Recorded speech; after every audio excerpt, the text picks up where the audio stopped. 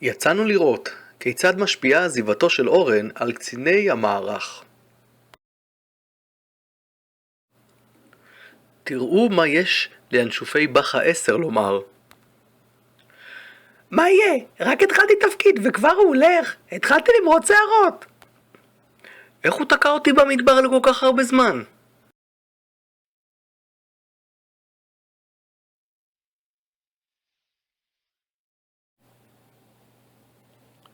מאז שהודיעו שאורן עוזב, יש לי תגובה אלרגית.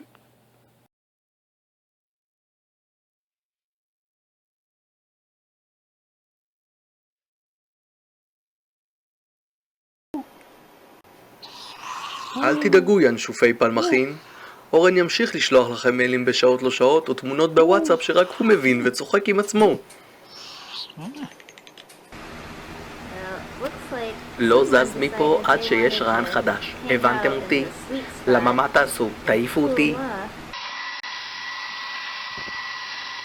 בתור ינשוף ותיק במערך, יש לי מסר לצעירים. רעיון בא ורעיון הולך. הכי חשוב זה הפן.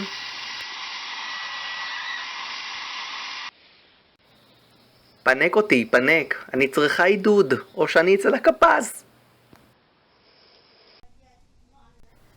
אני עוד לא חצי שנה בתפקיד, רק אתמול התגייסתי. מה פתאום אורן עוזב? מי יגיד לי כשהציין סוגיה עומדת לפתחי? איחלתי לך בהצלחה, סתער קדימה, והמטה מאחוריך, אם תצליח לראות אותו.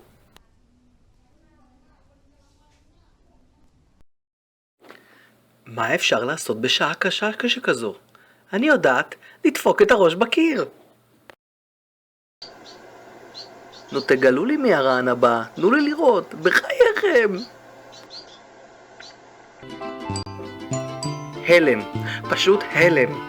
לא רק שהוא עוזב אותנו, הוא גם הולך לירוקים. אתם יודעים מה יקרה לו שם?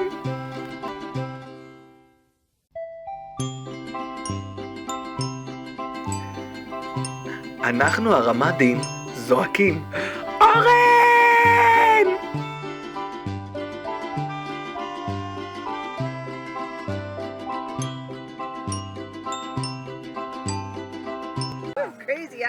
תראו את קציני המערך, הם בשוק, הם לא ישנים, לא זזים, הם בתגובת קרב.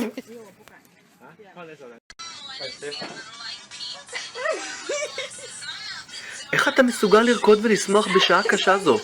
אתה לא מתבייש? בעצם זה די נחמד, מאפשר לנו להתפרק. אורן, don't call us, we call you.